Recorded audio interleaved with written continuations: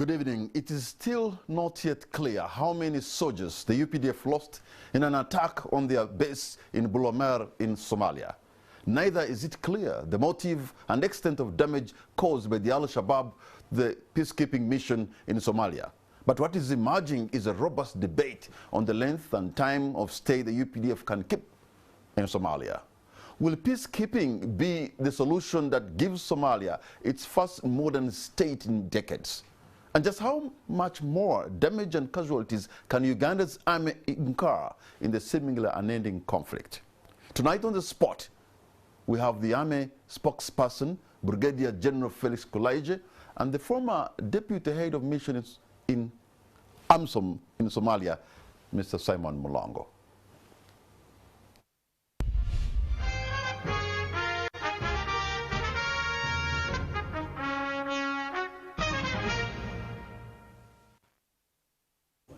Gentlemen, thank you so much.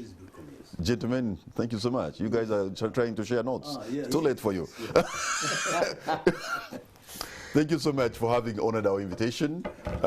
Brigadier General Felix Kulayigye. My pleasure, sir. Thank you so much, Honorable Simon Mulongo, for being here. Thank you so much. And let me begin with you, because we have heard a lot, we have read a lot about the attack on the forward operating base of the UPDF in Somalia. Even what we see on social media is disturbing. The images are gory. You speak for the Ministry of Defense and the UPDF. Brigadier General Felix, what really happened?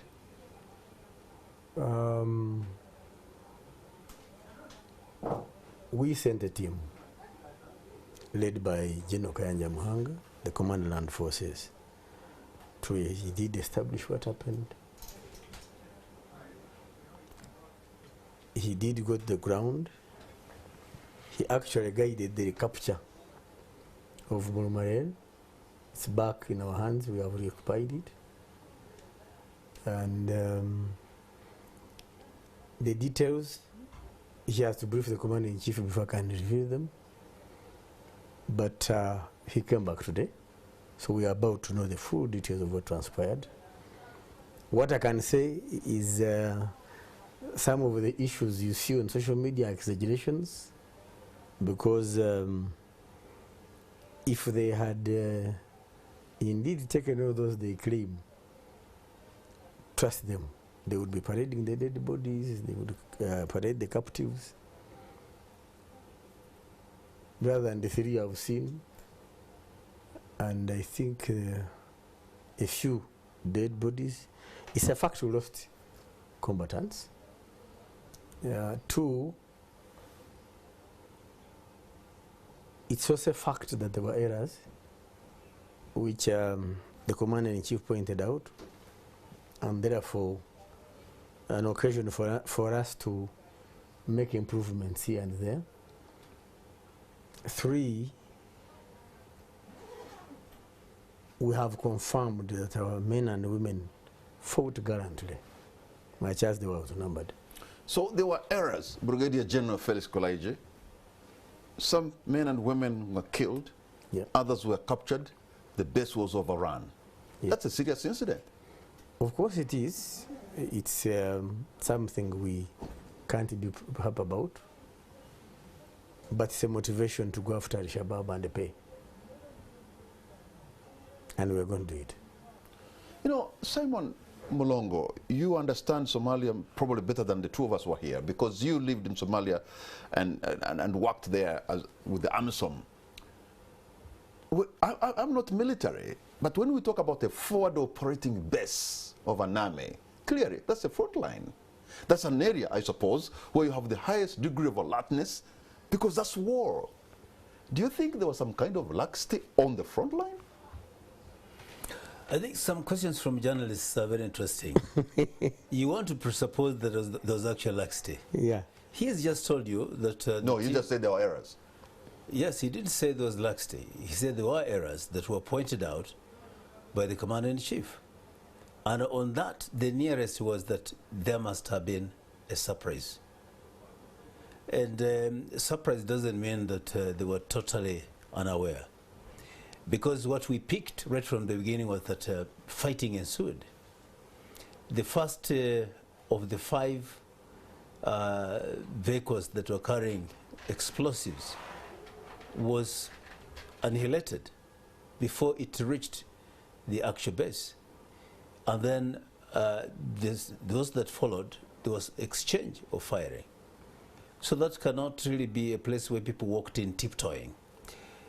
The other one is that we've been also informed that the fire came from different directions as well, meaning that maybe the tension was in certain areas, but the surprise that the CIC may be alluding to is those who came from a different direction.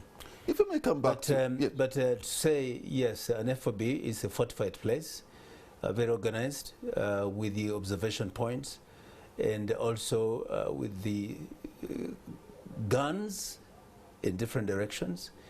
And once they really do their work effectively, unless they're neutralized before they become very effective, then it could be a little harder for such a base to be overrun. So, General Felix Kulayigye, we assume we have battle-hardened guys. Some of them, maybe they are doing their 2nd or 3rd or 4th tour of duty. Mm-hmm. They are well equipped, I suppose. He's talking about having an observation point, an OP somewhere. And perhaps maybe you also have, you're doing reconnaissance and you have your intelligence gathering, either using assets, material, or human. And we're also told that there was a huge number that was coming. How could these, what could have led the circumstances to be taken almost unaware by a big number when you have observation points, when you have intelligence gathering? It's not actually an observation point, it's a tower. A base must have a tower where you are able to see from far. Like I've told you, like he has said, the first vehicle-laden bomb was put out of action before entering the base. It's those, because they attacked the 5 vehicles that were laden with the bombs. And therefore, these exploded after the other one had been put out of action. They passed on the side. So you have no trenches? I don't know whether they didn't have trenches, because I know that they're supposed to have them. Now, in this particular case, if they didn't have them, that's what I said, those are the details we are yet to know. But we have confirmed, at least there was no cowardice. This guy's fault. And they were numbered and outgunned. You know, Simon, this is very hard to believe, and it's a sad incident for Uganda. Whether we lost 1 or 2 or 3, or somebody's captured, those are Ugandans. Those are fellow Ugandans who were sacrificing to help another African nation. But I remember the first time you deployed in Mogadishu, 2007, almost 16 years ago. It is 16 years, over 16 years ago.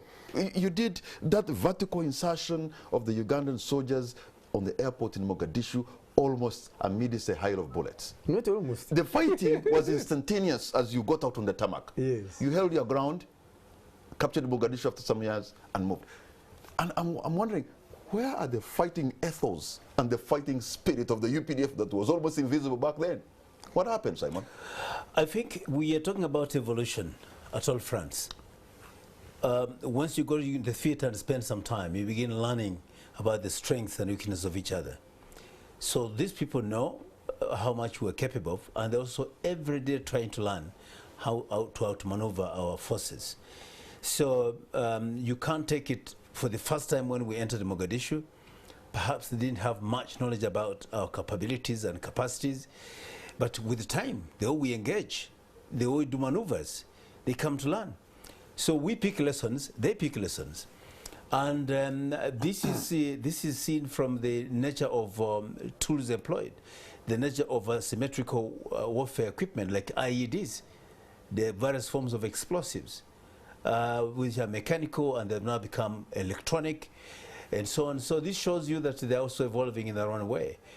And each time they want to beat us at the game of technology in terms of changing certain modes and forms of equipment they use. So that can be one. The second one is that the population in Somalia cannot be taken like Uganda, where after the history of Uganda, some section of the population became so highly disenchanted about the leadership that won elections in 1980. And as such, they became quite an easy safe haven for us to use and rally to build our base, our social base, and therefore operations. In Somalia, it's the other round. These people had spent over 20 years without central authority. There was total lawlessness, and the law of the jungle was the order of the day. Now, the Islamic Union Courts comes in and brings some degree of order by way of justice. And so they want some kind of sympathy from them.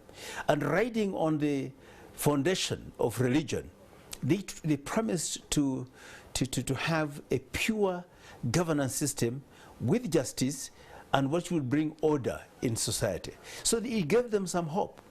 On the other hand, the government was trying to help is slow in trying to climb the ladder, and without a proper ideological doctrine that would counter the Al-Shabab doctrine, which is also on a fertile ground of religion, albeit being extreme. So the point I'm making is that the population in Somalia cannot be compared to that of Uganda in the time of Luero war, and so that becomes a very shaky ground for us to say we have firm footprint in the population to be able to garner intelligence the way we want. So are you telling us that you have challenges of civil-military relations in Somalia? I'm saying that we do have challenges of having firm and reliable population, wider population to rely on. So you are not, after 16 years, you are not accepted amongst the Somali community? I didn't say accepted. I said, what is it you're saying? Because you're saying... I mean, popular intelligence... You're using the Luero example, yes. Is that this was the people's protracted struggle. The people welcomed you. Right. They fed you. Yes. That's not the case in Somalia. No, it's not the case in Somalia. So you're struggling to have a better civil-military relation. That's true. That's struggling as such. I think what Honorable Mulongo is referring to, you are in a foreign country, all right? Yes, you have those who will be grateful that you have helped them, but the others will remain sympathetic to your kins and kith. That's a fact, which wasn't the case here. You know, one of the first leaders you worked with when you went into Somalia was actually a leader also of the Islamic courts, Sheikh Sharif. Yes. So if their leader was actually working with you, you're providing security, their president was the head of Islamic courts, Sheikh Sharif. No, he wasn't the head. Well, he was top lead of the he was number 2, yes. And secondly, he was part of the moderates. And why he was preferred was because of being moderate. But we had some extremists, like Sheikh Awiz, he was an extremist. And within Al-Shabaab, there are those who are ideologically extreme compared to others. And those who managed to convince to come out are those who are moderates, who went there for other reasons other than extreme religious views. So, Brigadier General Felix Kulayigye, if what Honorable Simon Mulongo is telling us, for you to be able, I suppose, to win a war, you have to win it through gathering intelligence.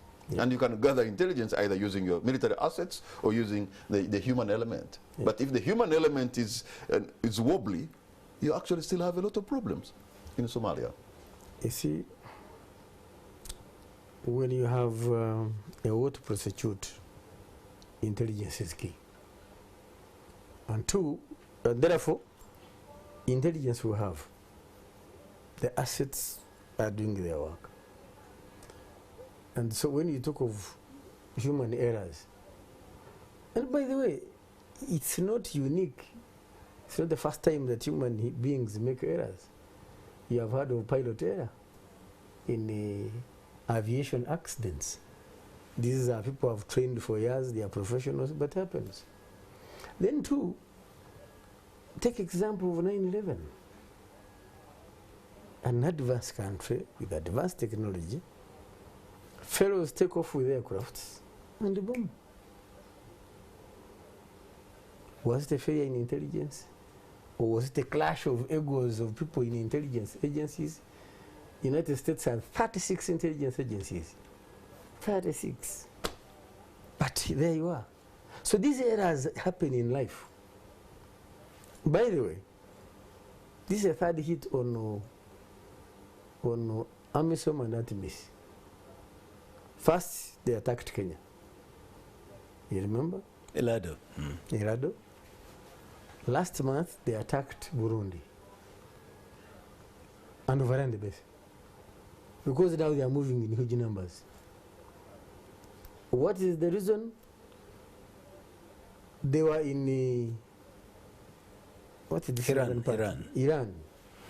Now in Iran, they were beaten by SNA, trained by us. So they have moved down to Lower Shabelle, where there is a population, where they can hide. That's what we're talking about, the population. And therefore, and yet we cannot.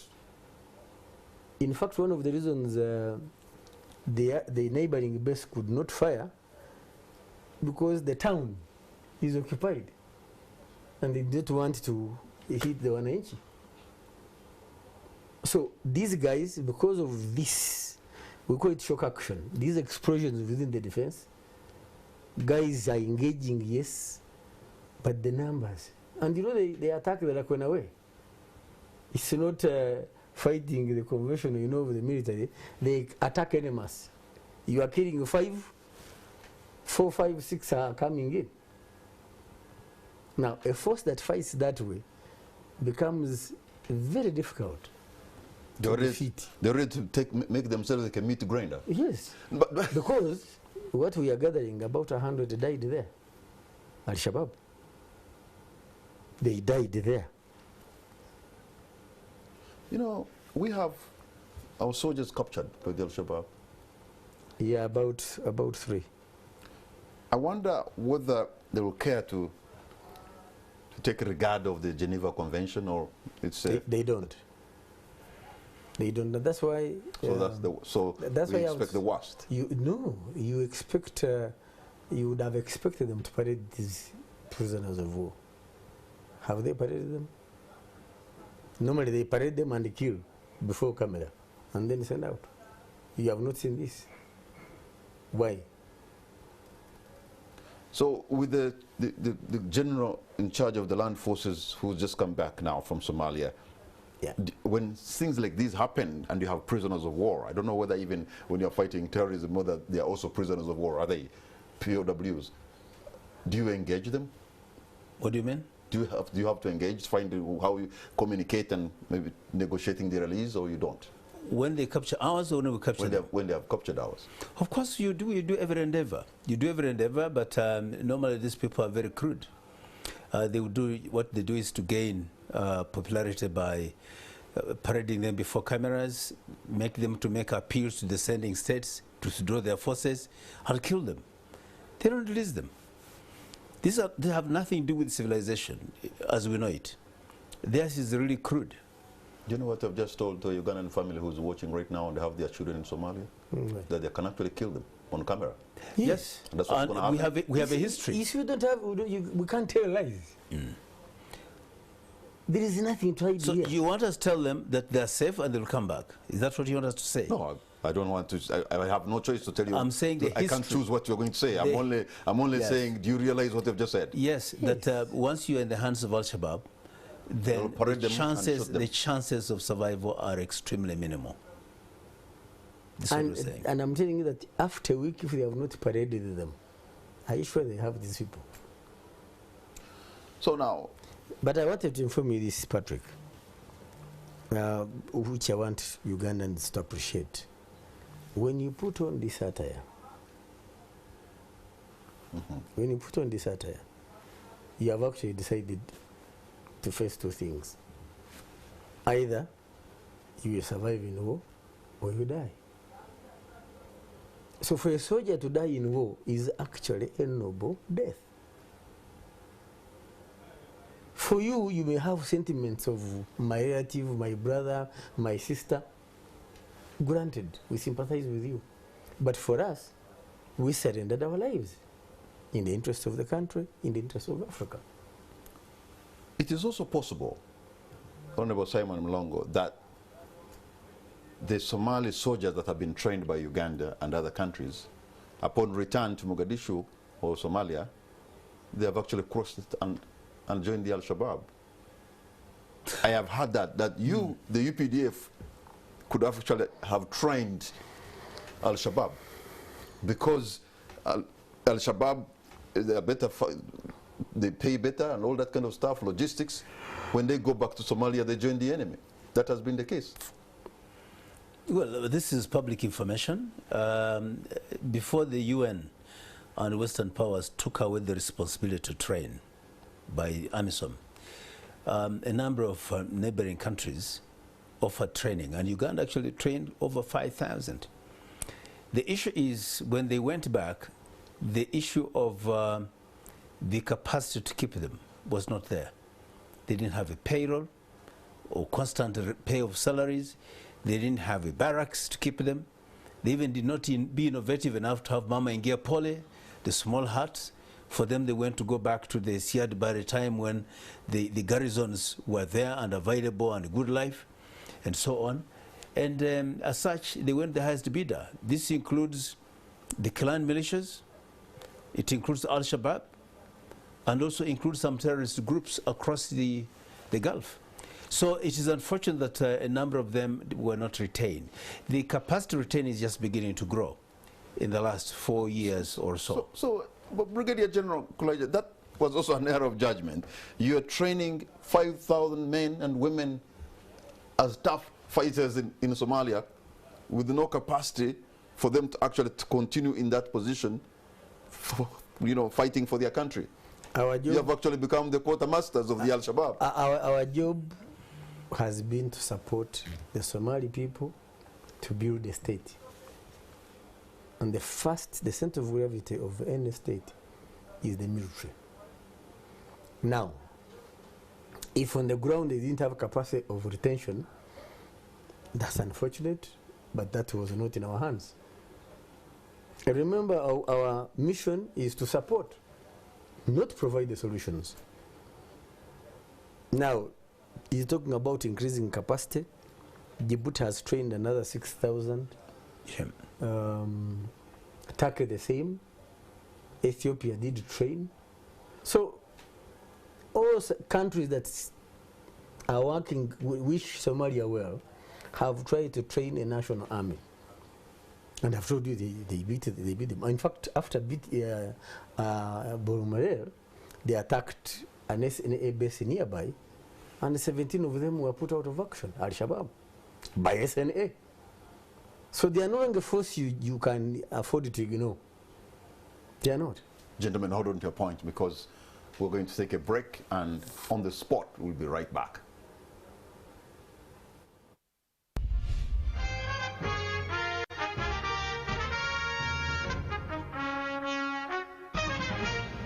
Welcome back. You're watching On the Spot. My name is Patrick Amara. My guests tonight are Brigadier General Felix Kulayigye, who is the spokesperson of the Ministry of Defense and the UPDF, and we have Honorable Simon Mulongo, who used to work with AMISOM as deputy leader there for quite a number of years in Somalia. So now, the UPDF and other the Uganda and other troop contributing countries have been in Somalia for quite some time, trying to build the capacity and helping Somalia rebuild itself. What is the end game? Because it looks like we're rebuilding capacity in perpetuity.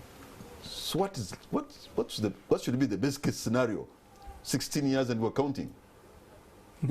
First of all, I just want to use this chance to inform our viewers that Somalia mission is a complex mission. It has a part of the African Union that provides troops, including police and civilian component, for purposes of operations and stabilization. But we also have other heavyweight lifters that do other work.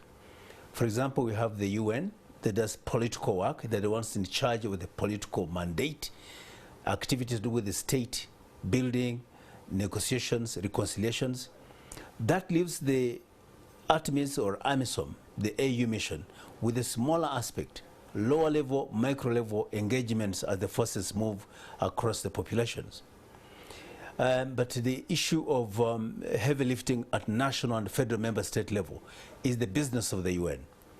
Then within the UN there is also the support office, UNSOS, that is supposed to provide logistics primarily to AU mission, but also to other actors that include the national forces of Somalia. Then we have the UNDP that is supposed to help with the reconstruction and rebuilding of the infrastructure of social services, social infrastructure, and so on and so forth. Then we have the World Bank that has come in because the country's performance has enabled them to qualify for debt relief and also funding from the Bretton Woods institutions, the World Bank and IMF, who are also injecting in money in terms of institution capacity building and providing some kind of coastline for them to follow to be able to reconstruct. Then we have individual member states and international agencies like European Union who are training the military component, and we have the Americans training the military component called the DNAPs. We have the Turkey trains they have the largest training base in Africa. It is in Somalia. And it's there this time when UPDF managed to create some spell of peaceful island in Mogadishu. And they're training with their special forces called the Horhor. They're training those ones. Then we have the Emiratis also training forces. So we're talking about multiple players. And then you have the individual members of the Security Council who are weighing in their own way. We have Russia having a presence there. We have China with a big embassy there. We have America with a big embassy there, protected by the UPDF. You see? And then we have all these people, the French, they're there, Italians are there, because they feel, being the former colonial masters, they must have a presence of sorts. So we're talking about a game plan that you don't just reach there as UPDF, because I'm General Kulayigye, I organized people in Rampara, and we succeeded. I'm now just going to organize. First of all, they will ask him, you're under which rule of the UN are you trying to do this? Who has cleared you from the political office to do this? He's a political commissar here. He cannot just take politics there.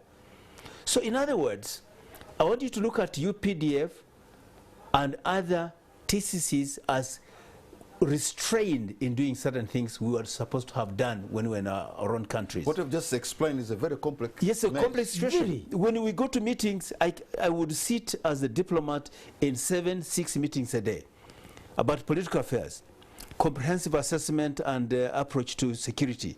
Then you're here talking about state building and so on, and therefore where has your military, what has your military done, what are they going to do next? And as you tell them about the plans are going to be shared by others, and the enemy comes to know. There's nothing like a secret in peacekeeping. And yet for us, we're going there for combat war. War is war. You must maintain a threshold of information. With a certain mandate of the UN. Yes, but the UN is the one which allows, forces you to share. It can't be peacekeeping and then combat. Yeah, it is. No. What kind of mandate is that? Yes. This one is, actually I have been arguing. Yes. For economic reasons, the UN refused to recognize it as a Chapter 7 operation. Because Chapter 7 is peacemaking. You are allowed to fight openly. Now, neither is it a Chapter 6, which is purely peacekeeping. That's why I'm saying how can you have two mandates? Yes, not Chapter 7, not Chapter 6. You're operating under Chapter what of the UN? Ask the UN, who are supporting this with logistics. They have refused to commit Chapter 7. They are not either calling it Chapter 6, but they expect when you fight, it is okay. And that's why we are the ones protecting the UN. We are protecting all those embassies you are hearing about. Nobody can be in Somalia without UPDF being there. If UPDF is the UN guards are from the UPDF. Yes, it's the United Nations guard unit, is the Ugandan force. So So the point I'm making is, do not isolate even the 5 troop contributing countries: the Djiboutian military, Ethiopian military, Kenyan military, Burundi military, and Uganda military. So when you're talking about an incident like Buulo Marer, you don't just isolate it as if it is the whole Somalia. Because people are telling me, Simon, are you safe? but from where I was operating from, unless if I'm in the field visit, it is 120 kilometers away. So the issue is the complexity of the situation makes it very paramount that we work together with the rest. And that slows us down And that does not make us take certain initiatives we have taken if we're on our own. That's one. Two, the UPDF has performed, and me as who are sitting in the strategic realm of the mission, by far better than any other TCC. And they have exhibited high level of professionalism. They are the ones who have maintained offensive posture than other TCCs. I don't have to mention them. Why? Because as the mission drifted towards transition, many forces feel they should do self-preservation, to go home live, spend less, suffer less losses. But the UPDF has never sat down and sat back on that. And that's the reason why in this transition period, some actors in Somalia insist that some members should leave. But UPDF should be the first one to remain. But then the ring states are saying, but we are the ones who have better interest in the security of the country. So even if it is like that, UPDF remains, even despite this kind of challenge we've suffered, the most coveted force in Somalia. I just want to bring that out. And we should judge UPDF against the parameters of complexity and several other actors. Many things are happening. And also people ask us, when are you leaving Somalia? What will it be like? We're not alone. We're too many other actors who are on the ground. But of course, some people feel if you withdrew, maybe the gains could be reversed. That's right. So, but there have been episodes that maybe one would think those were lessons to learn the hard way. I remember when General Nathan was taking over office. Mugisha. Nathan Mugisha, yes. And there was an attack on the AU base in Mogadishu that he claimed the life Actually, of the force headquarters. The force headquarters. Yes. Claimed the life of a deputy commander, a brigadier from Burundi. No, he was a Major General, actually. Okay, can you imagine? Major General, yes. Major General. That was And even a rank above. General Nathan Mugisha himself was buried in the rubble. Because the bomb exploded in front of and this was broad daylight. Yes. But you know, and one would think those were the lessons to learn that now even become even more robust. Absolutely. And if you remember, after that one, you didn't have any other successful attack on the force headquarters. Or even within the base, there have been attempts to attack the base, the airport, but they were all beaten off. There have been attempts to attack the State House. They have all been beaten off by the UPDF. So, like the old saying, that even if you do 1,000 good things, one mistake, people forget the good things you did. So if in 16 years, under all this pressure, under that complexity I was talked about, we have stood out for Africa, we have sustained the name of Uganda. I argue, other than Kiprotich and Kiptegei, the runners, the other sector that has given Uganda an international posture is UPDF. And no wonder all the others are coming here to seek for help. And you know, I think Ugandans should be curious about the developments taking place across the continent in terms of national stability. Across, right from the Horn of Africa to the borders of Senegal, because in that region in Senegal, that you can say, yes, it is standing on her own, she's stable and growing. The rest of the countries from the Sahel down to Atlantic Ocean are having troubles. Ghana economic, well, we are Nigeria instability. We are not yet out of the woods. If I am to take seriously the words just a few days ago spoken by the Deputy Director General of Internal Security, who said what is going to come out of Congo is going to claim the collapse of 2 states in our region. Yes. Though he never said which states. And was telling the ISOs and the RDCs on the border areas of Congo to be extra vigilant. Yes. I found that very serious, by the way. When a Deputy Director General of Internal Security of a country says what is happening in our backyard, watch out, 2 states are going to collapse. But look, you know what has happened. You understand the weight of such words? Yes, I'm giving you illustration of those words. The state in Sudan is about to collapse, if it hasn't collapsed anyway. Chad is on the edge. Niger, the same. Mauritania, the same. Mali, Well, similar this state. gentleman was, I think, making that in reference of what is taking place in the Congo. I'm coming. Now, if Chad is in trouble, Central African Republic, we know, is already in trouble. You are moving to Congo. There is a corridor for terrorists from that side, from the Sahel, all the way down to ADF in Eastern Congo. There are over 100 rebel groups in DRC. The hype is about M23. There is M18, there is, I don't know, Codeco, there is then the FDR of Rwanda, there is a Burundi rebel group.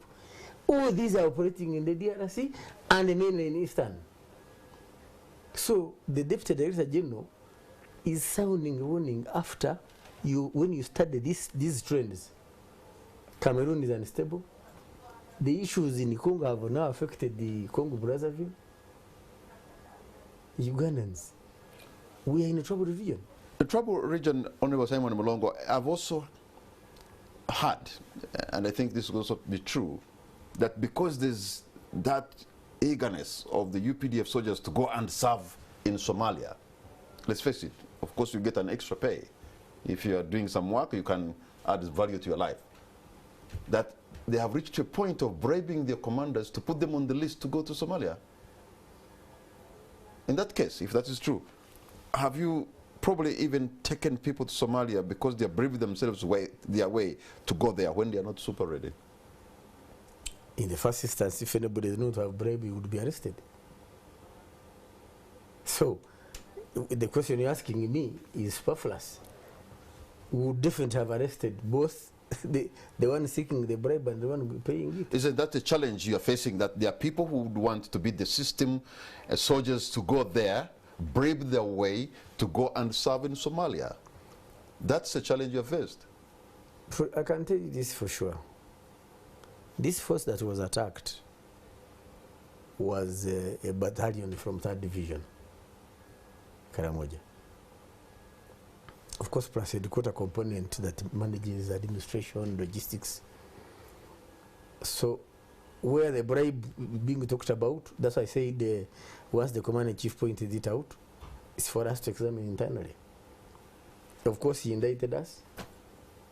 We have now a task to check ourselves and cleanse where we find that. Simon, you understand this, I suppose. It must have come to your attention when you served there, that some people were trying to beat the system to be deployed there, and in the way they would brave their way. You see, for me as an African Union personnel, I would superintend over all the TCCs and other international staff. What I receive is what I deploy and use. How they come, I wouldn't know. Because these people are organized like military in battle groups. And a battle group is essentially a unit plus with other accompanied components. So how Uganda organizes its battle group is an internal matter of Uganda. Some people tell me from Uganda, because I'm come from Uganda, hey, we understand you're a big man in Somalia. I'm a private in Rwenzori. I want to come to Somalia. I mean, I told him I can't. So lobbying? Yes, I can't, because what will the commander say? I have an interest in such a soldier. What interest do you have? You at the AU, you're actually not Uganda, you're AU. And you're interested in Kamara. What's your interest in Kamara? What are you planning?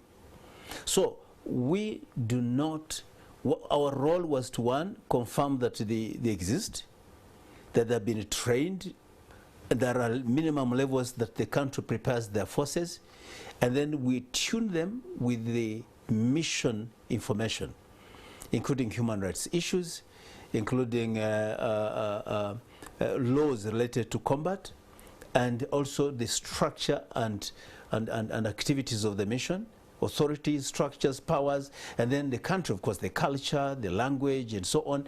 We come to assess those things. Once we know that we confirm that General Kulayigye is the battle group commander, he's there, he's physical, he has his men, of course, with women. And he's been trained. He's been trained. He's a soldier. Yes, so those things. That's all we need. So how somebody finds their way into Somalia, that's not really our... It's a country. Yeah. It's a country's responsibility. You know, I've been to Somalia 3 times. And at one point, I even crossed the river Shabab and went to a place called Balad. And then I went to Shangani. But what I observed when I think you deployed 2007 and I was there 2009 or 2010. And from the AU base, from the airport, the AU base, to cross that where there used to be a market, Bakara Market, and go to the presidential lodge. Villa Somalia. Villa Somalia. It just occurred to me a few years back that the UPDF was in a very narrow stretch, a very tiny place. Yeah. And in a sea of Al-Shabab. Yes. But even in that situation, you managed to fight your way out.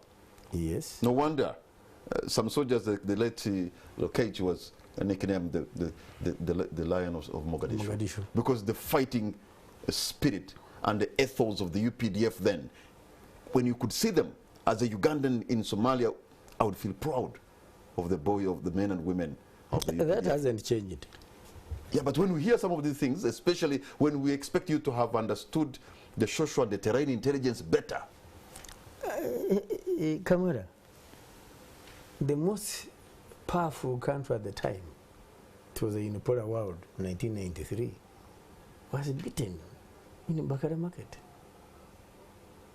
In fact, when I was there in 2009, and an American journalist came boasting, I'm finally in Mogadishu.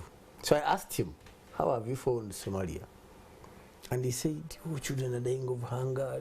I said, that's your story? He said, yes. I asked him, have you been to Bakara Market? He said, yes. That's the story. The first American to enter Bakara Market since 1993. For me, that would be my story. For you to talk about starving children, yes, it is something to sympathize about. But the story is that an American has entered the Bakara Market after 1993. The point I'm making is that we were able, first of all, to hold the ground, then span out, and especially after the attack in Mulongo, because that's when we made the resolution that they must punish them. And hence, the offensive in Mogadishu chased them out of Bakara, because Bakara was a source of revenue for the Shabab. And hence, enhanced the ability to make war. 2, if it wasn't for indeed UPDF to clear out entire Mogadishu, these actors he has talked about, we are not coming in. Many of the headquarters staff that he worked with are from other countries after UPDF had pacified Mogadishu. So even the most proficient organization, errors can happen. Let us not forget also that before you deployed, the Ethiopian army was in Mogadishu. They gave us a bridgehead. Yeah, that's what I'm saying. Yes. So, by the way, if it wasn't for the Ethiopian army to be there, perhaps it's going to be very difficult for you to deploy. Of course, how would you land? All right?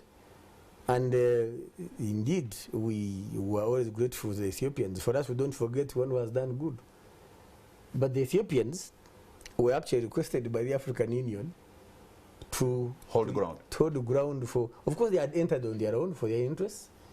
As you're aware, there has been all these issues. Sibling rivalry. I wanted to add something. Yes. That at the beginning we had issues of rules of engagement. So the UN has been very stringent. As you said, there was that back and forth between chapter 6, or chapter 6.5, and chapter 7. And now we're talking about 7.5. Because they want us to go peacekeeping. And even when they allowed us to use every necessary force, there were levels of armaments they did not allow. So there had to be a lot of engagement in that. And for example, the time you went there, they were not allowing us to go on offensive. That okay, if they fire at you, You can defend yourself, but don't go on offensive. So that remained a lull for almost 2 to 3 years. But that was ironed out, and therefore we were able to go on offensive. And as he said, we rolled out the Al-Shabab, the stadium, and went to other towns. And with being joined by other countries, we managed to expand on the space for the AU. What caused problems are multiple factors. One is that they started drawing down the capacity of support to us, including reducing the numbers. We are 22,000. By yesterday, we're 18,000. Next few days, we're going to be 16,000. By the end of the year, we're going to be 12,000. And that one means per capita in terms of FOBs, the numbers are going to dwindle. So we're going to be forced to collapse some FOBs because we cannot leave certain number. But when you collapse them, maybe the SNA should be taken off. Yes, now that's the theory. Now the other one is, where is the corresponding local capacity? It is not there. It's growing at too snailish a pace than even when we're drawing down. And that's why we think the contradiction is so deliberate. In 2019-2020, the powers, the UK, the Americans, and others met and agreed on us to leave. I don't want to, as a diplomat, begin feigning a lot of conspiratorial theories, but the decision was taken, which to our interpretation meant as African, that they want to keep Somalia in an equilibrium of no war and no peace. We're very suspicious of that. They don't want Somalia to collapse into a war, rubble of war, but also they don't want them to be in total peace. Because tell me, if the internal capacity of defense is the problem, why don't you put emphasis on building capacity of the defense internally than putting eyes on peacekeepers? And you tell them to begin drawing down before the capacity is capable of replacing us. That's a fundamental question. And I think we as Africans should be able to challenge this. And President Museveni, I've had him at various summits, and the recent one, he was very much hot about it because he could not understand the purpose. And he said, what is the problem? We say, well, then there are no allowances, because that's what they're doing. You can be there, you keep 20, fine, but they're giving you money for 8. Then you're forced to use them out yourself. So the president was like, why do you have to go and work for allowances? Did we build Uganda on allowances? We didn't have salaries for over 10 years. So, and you see, his approach is totally ununderstandable to the others. Could they look at him and say, what is he talking about? Sorry. So, we have a doctrine issue. We also have an issue of external interference and external influences that are working against us. And now you can see they even changed AMISOM to ATMIS. Same person, same uniform, same boot, they're changing it to ATMIS. The whole reason we know as a conspiracy is to actually cut off the success story of the African Union. Oh my God, same one. Yes. That's a lot. So I think it's a serious matter, and I don't think I would accept that. Why change it to ATMIS? What is the purpose? You don't just change Kamara to... You have not changed the headdress. You have not changed the African Transition Mission something, because they're supposed to transit. But transition is an activity. It's not a whole mission. All right. Gentlemen, hold on to your points. We're going to take a break. When we come back, I'm going to give you an opportunity, you, the listener and the viewer, to be able to make your contribution. You ask a question or maybe you make a comment so that my guests can be able to respond to you. We'll be right back. By the way,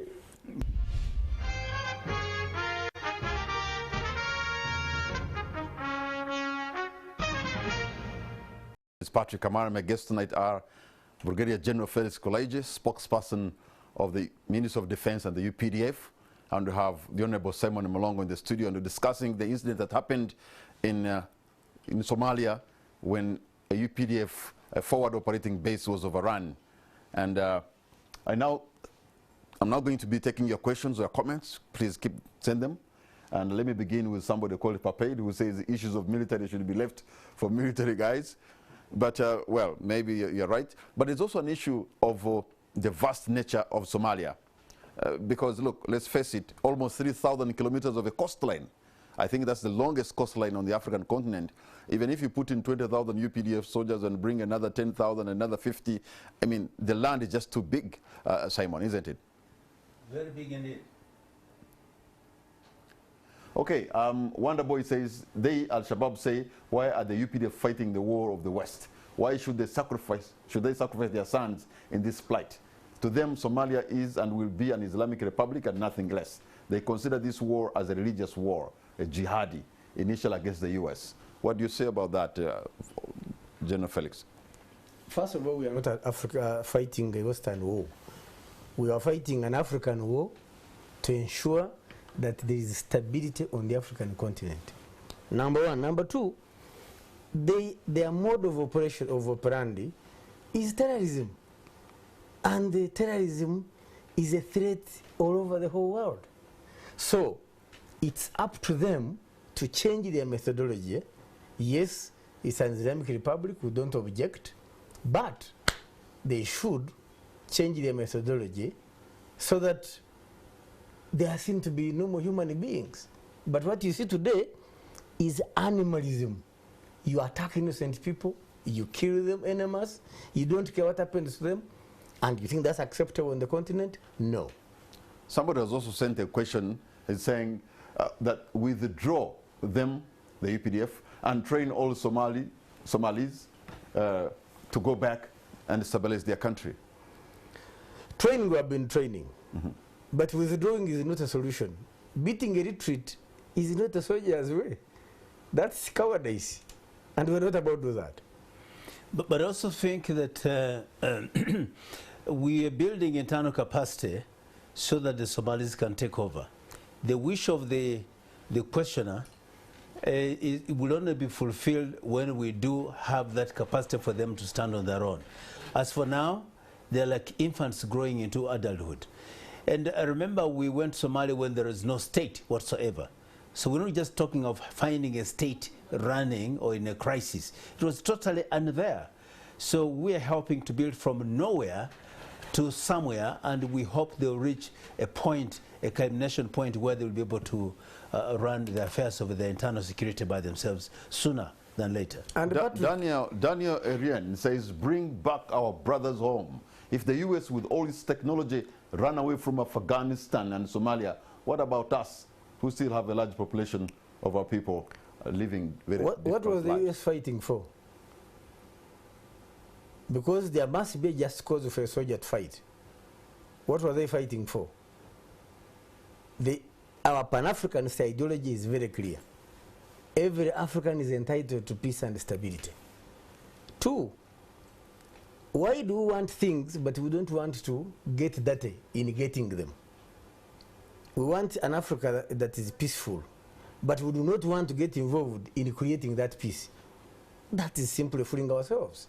Somebody must lead the way, and Uganda did. Okay, let me try to, but by the way, somebody is called Naijuka Pascal. He says, Al-Shabaab attacked us in 2010 at Lugogo and killed hundreds of innocent people. This makes it UPDF's role to wipe out any threat to Ugandan peace and security. For God's sake, these people killed people at the Kenyan wall. Then there is an issue of financial gain. It's vital. So I'm glad he's pointing out to that. They brought the war to us. We had taken it to them. When we were, before Lugogo, we had stayed in that small enclave and kept negotiating with Al-Shabaab. Now, when they hit us here, we had no choice but to go after them. And the consequences are the Somalis have been able to change governments, to change leaders, not through the barrel, but through elections. It's not a universal suffrage, adult suffrage, but at least the regions participate in choosing the leader of Somalia. But the other question of if America can be defeated, who is Uganda? I think we need to also challenge that. When it comes to interest, as he has mentioned, the just cause is a higher fighting spirit than anything else. But secondly, the parameters are very unique. You may have superiority in the air and water, but you may not have superiority in certain internal matters. The US fought Cuba for centuries, and they never annihilated them. and they're the strong point of communism at the doorsteps of America. Americans were in Vietnam. They fought until they surrendered. But Uganda, of course, with others, managed to help to put back on foot DRC. And some people in DRC were saying that Uganda and Rwanda were too small to swallow the whole of Congo. But literally, they swallowed it and brought about the historical changes there. Okay.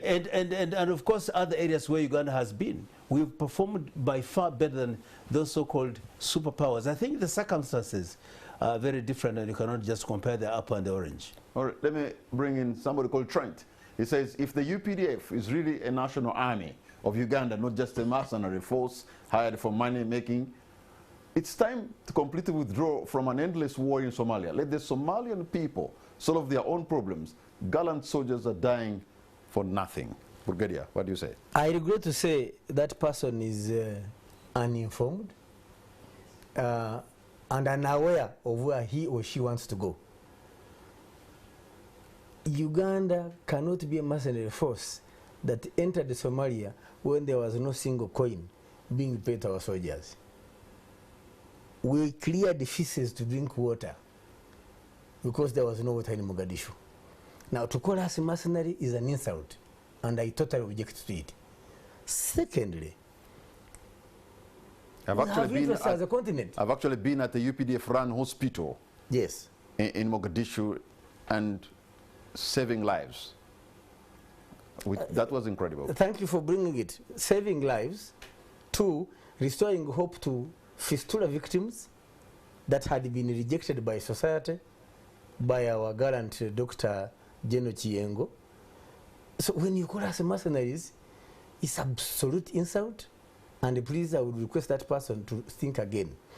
Thirdly, we Africans have interests as well, and the first interest is to change the image of Africa on the world map. The dark continent, why? And you want us to fold our arms and we will continue being in the same quagmire of instability, of insecurity, governments collapsing and others coming up? No way.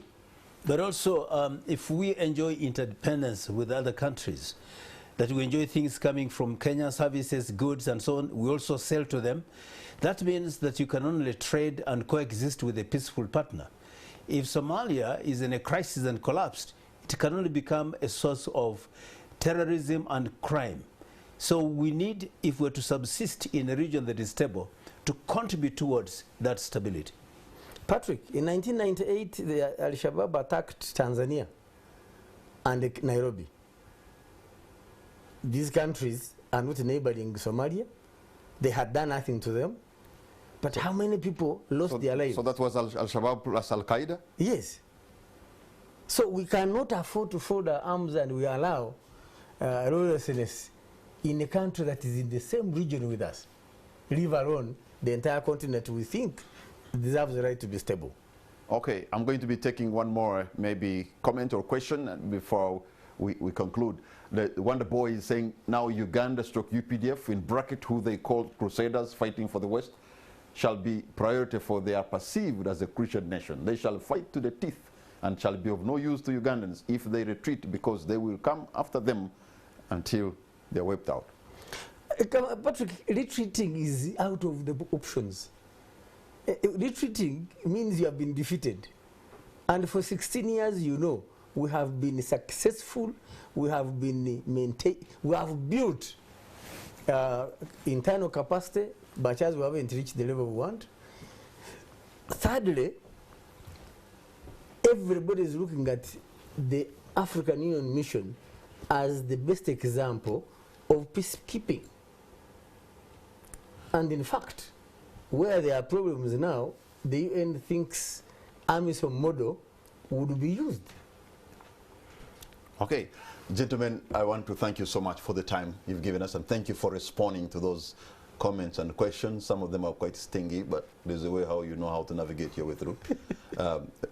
Brigadier General, what's going to be your concluding remark tonight?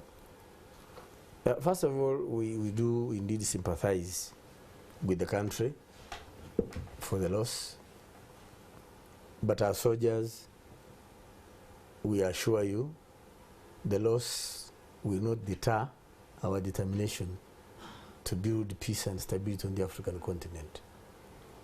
Lastly, we think Ugandans should be proud of what their country has done on the continent. The Somalis are proud of us. They actually want us to stay.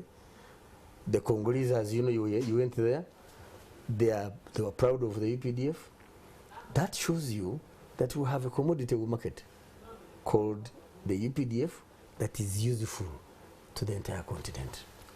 Honorable Simon Mulongo, your concluding remark. I think there is a misunderstanding that the cause of the mission of African Union in Somalia is just about Uganda. The cause of the mission in Somalia is about several actors. It is not just the soldiers from Uganda, but 4 other countries, which are enumerated: Burundi, Kenya, Djibouti, Ethiopia, including Uganda. And as such, we are working as a team. So because one country has had an FOB affected, it doesn't mean that we should now withdraw all of us simply because that one FOB has been affected. It's such an unfortunate incident, but we just have to learn a lesson and ensure that such a situation does not arise again. Right. Secondly, there are other actors who are doing the economic pillar to ensure that Somalia stands on its own economically. There are also who are doing security sector reforms, the broader security sphere of Somalia. There are those who are building infrastructure, and there are those who are providing finances for World Bank, European Union, and so on. So to tell Uganda to pull out is really to frustrate the multiple efforts that others are playing along. So each one of us has to play their role to realize the objective of the mission. We have an exit plan, and this exit plan is reviewed every year and adjusted depending on the need of the forces to remain there or whichever actor is there. And exit is not just about soldiers alone. It's about many other actors who are handling various fronts.